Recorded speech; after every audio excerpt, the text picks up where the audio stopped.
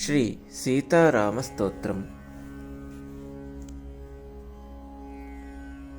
అయోధ్యాపుర నేతారం మిథిలాపుర నాయికాం రాఘవాణాం అలంకారం వైదేహానాం అలంక్రియాం.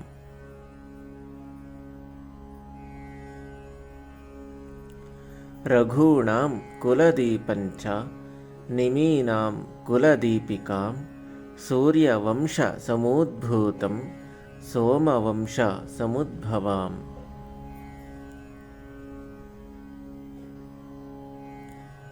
పుత్రం దశరథస్యాద్యం పుత్రీం జనకభూపతే వసిష్ఠానుమతాచారం శతానందమతానుగాం.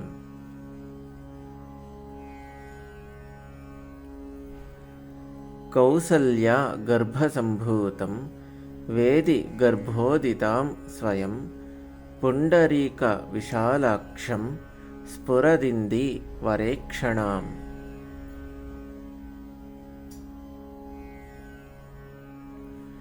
చంద్రకాంతాననంభోజం చంద్రబింబోపమాననాం మత్తమాతంగగమనం మత్తహంసవధూగతాం.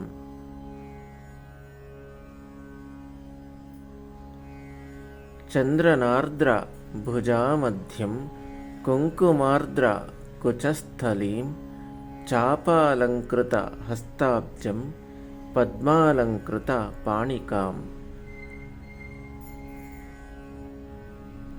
శరణాగత గోప్తారం పణిపాద ప్రసాదికాం కాలమేఘ నిభం రామం కార్తస్వర సమప్రభాం.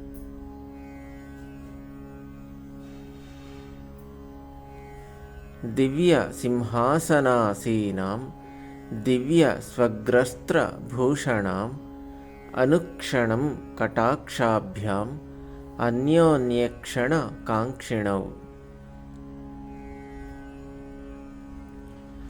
అన్యోన్య సదృశాకారౌ త్రైలోక్య గృహదంపతి ఇమౌ యువాం ప్రణమ్యాహం భజామ్యద్య కృతార్థకాం.